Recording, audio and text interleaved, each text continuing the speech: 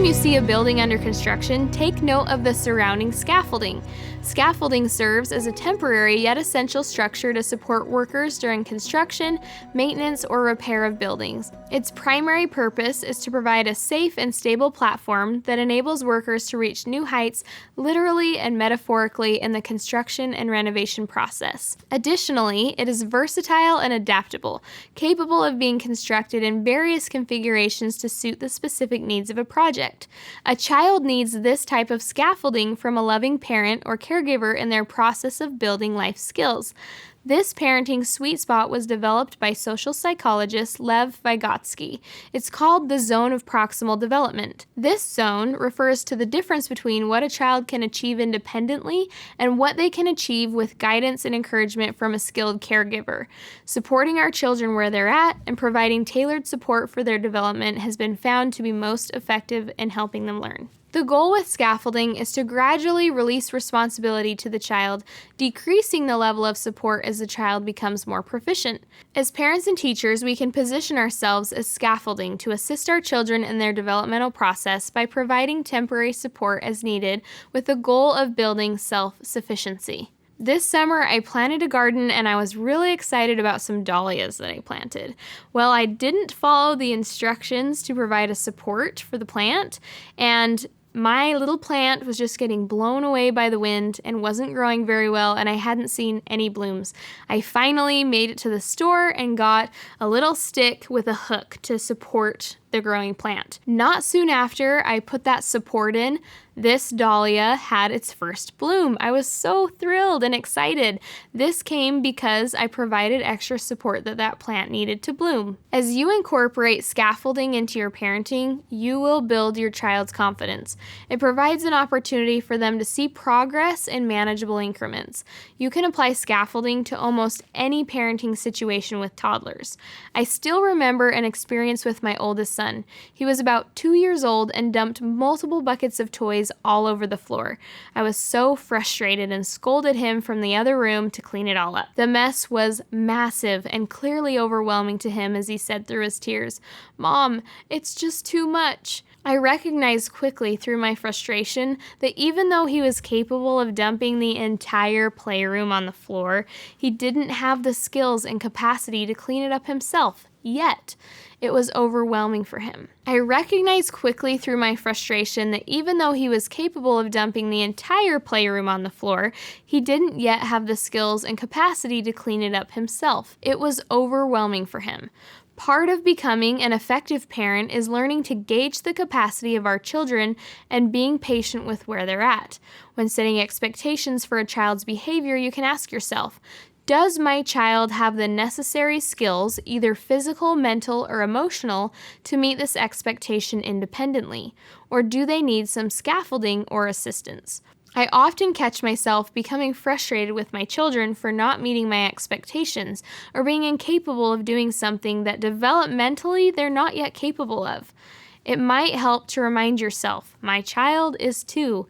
2-year-olds throw tantrums, have unexpected meltdowns, and fight for their autonomy.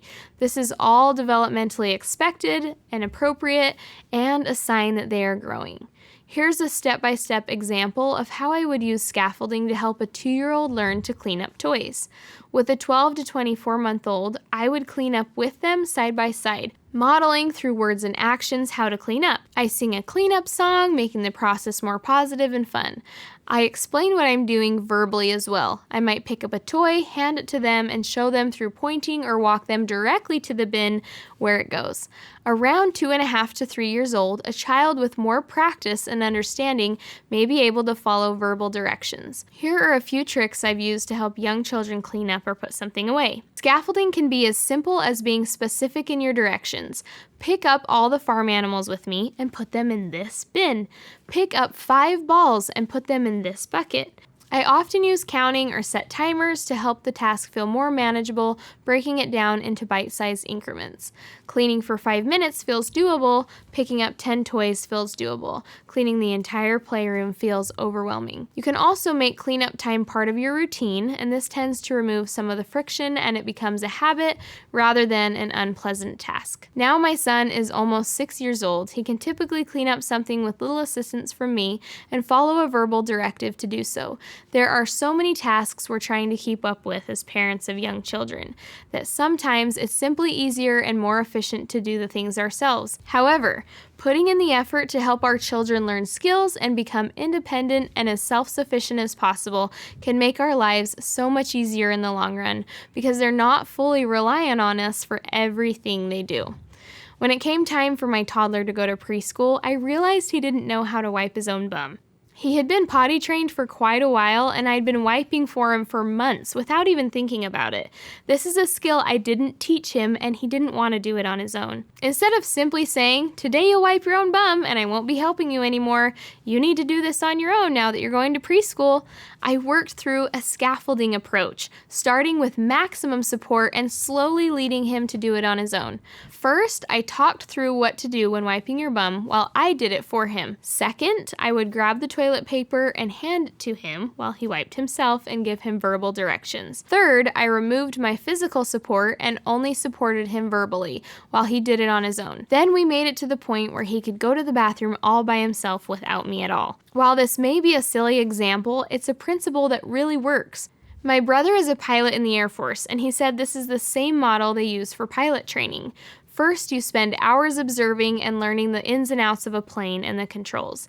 Then you get to practice on a simulator with intense verbal instruction and physical guidance. Then you fly in a real plane with an expert assisting you until you're eventually able to fly on your own. Is there something your child is relying very heavily on you for that you feel they're capable of doing on their own? Think of ways you can offer guidance and support while building the skills they need to do it on their own.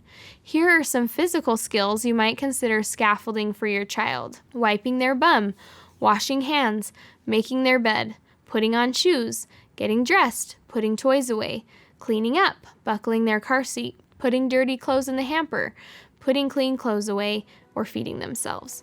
Shifting your mindset to become both empathetic and proactive will help you to see your child's limitations and move towards finding ways to help them improve.